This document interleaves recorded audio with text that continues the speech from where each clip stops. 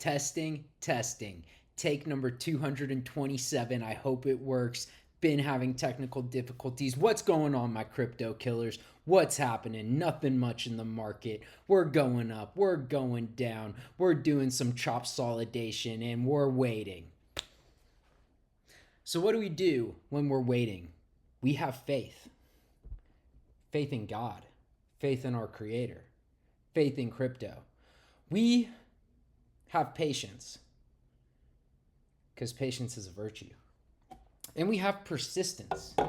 We stay diligent. We stay learning. We stay researching the newest updates. So, clarity, still not much. They're working on it. Hopefully, sooner or later, this stablecoin yield thing comes to an end. They're trying to figure out, are we going to be able to get stablecoins on yield on our stablecoins? Yes or no? Brian Armstrong wants yes. Banks want no because banks are greedy. So they're working it out. They're negotiating. Is the war going to end?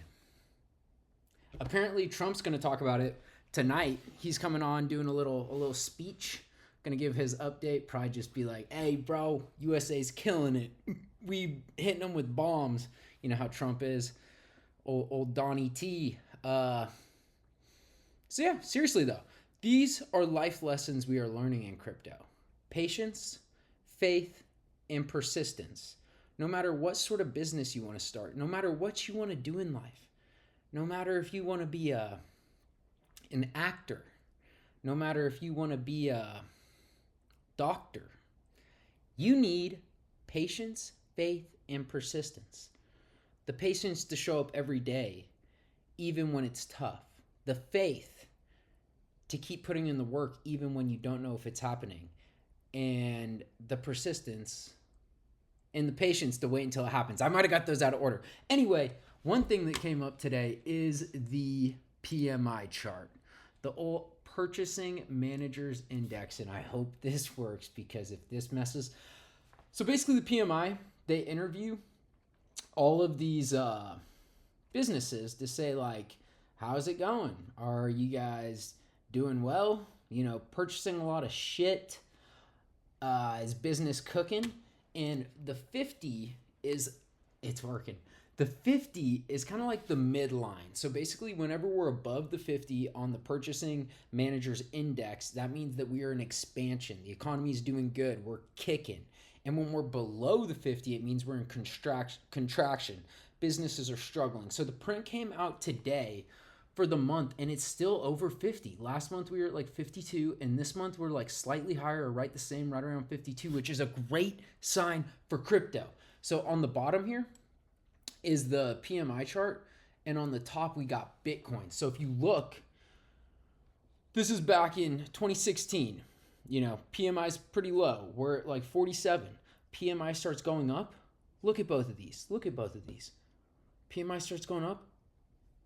Bitcoin starts absolutely pumping. And then, all right, Bitcoin starts going down. Whatever, PMI is going down. Boom, boom, boom. We're going through a little bear market, bear market, bear market. PMI starts going up. Bitcoin starts going up. We're pumping, we're pumping, we're pumping. Starts going down. Bear market. And the crazy thing is, this whole last bull market where Bitcoin went to 126, PMI was like under 50. It might have touched above 50 a couple times, but almost the whole thing, look at the bottom of the screen. Almost the whole time, the PMI was under 50. And we still had our bull market. Think if we can start staying above 50. Think how high we could go. Not financial advice, not a financial advisor. Make sure you do your own research. Crypto's risky. You can lose a lot of money, especially in memes. But look, we're above 50 2 months in a row. If we can start expanding, get up here to like 65, I think Bitcoin's going to absolutely pump. And think about it. All of the money that we had to print for the war, like obviously wars cost money, bombs cost money. So we have our money printer just printing. Another thing is we have to refinance the US debt this year. Like our debt's coming due and we don't have enough money to pay it. So basically we're going to refinance our debt. And how are we going to do that? We're going to print more money. So basically the value of the dollar is going to go down, liquidity is going to go up, and Bitcoin's like a liquidity gobbler. It just gobbles up all that liquidity. So hopefully it's going to go up, but we can't predict the future. But what can we do? We can stay strong in faith. Faith is the eternal elixir, according to Think and Grow Rich. Great book. If you haven't read it, read it. We can have patience, and we can be persistent with what we can control. What can we control? Doing our due diligence, finding plays. One of my last videos, I said I was taking long option calls for 2028 of MSTR. I meant to say Strive, ASST. So I'm taking long option calls for Strive. So basically the contracts are going to come due in 2028, January of 2028, so almost 2 years from now. And I'm betting on $15 call options, $20 call options, and I have like $122 call options. But with the Bitcoin price being down a little bit, these call options are phenomenal entries. Like, I'm buying them on average for like $325 per contract. I have like about 10 of them. And if we go back to even like, not even an all-time high, but if like Strive goes back up to like 150, I think each one of them are going to be worth like 10 grand. So I don't even know how many X's that is, but it's a lot of X's. So like, we can be looking for plays like that. We can be looking for plays like Abster. We can be looking for new trends. We can be looking into plays like Key to the Cheetah, or just anything. Or if you just want to stay diligent, just keep putting money in Bitcoin, Sol, XRP, Cardano, whatever you're about, ETH, you know, the big boys. But what we don't do here is lose faith and sell. We don't close long positions at a loss. We don't get scared.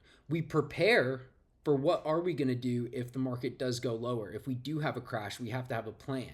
If we do get liquidated, we have to have the mental strength to reopen positions where we're at and have faith that we are going to go up sooner or later and we're going to make all that money back plus some. So PMI is going up. That's a good sign. We're printing money for the war. That's a good sign. Obviously, war is not good. But hopefully when this war comes to an end, there's a little bit more money in circulation. Quantitative easing did start like 3 or 4 months ago. We started quantitative easing, which we're basically buying back government bonds so they don't say we're printing money. But basically what they're doing is injecting more liquidity into the system. We're easing up, and we've been tightening. If you look at the PMI, basically like, I don't know, like 2 or 3 years, we've been trying to tighten the budget sheet to stay away from inflation. But now inflation is low, like deflation is happening. So we have the room to start printing money. Midterms are coming up. Old Donnie T wants to win midterms because, you know, if he doesn't win, these Democrats are going to vote against everything that he tries to pass. If the Democrats win the House, they aren't going to let him do anything that he wants to do. So he's going to want to win. And how's he going to win? Right now, sentiment is saying like, oh, we're not really happy with what's going on. Gas prices is $5. He's going to win by freaking printing money and injecting liquidity in the system. The crypto people helped him get into office, helped him win the election. His family's in crypto. Eric Trump is in Bitcoin America Mining or whatever, American Bitcoin. He owns the company. Trump's going to try to pump Bitcoin. So you need to get your Bitcoin bags ready. And hopefully we go to the moon. Later, Gators.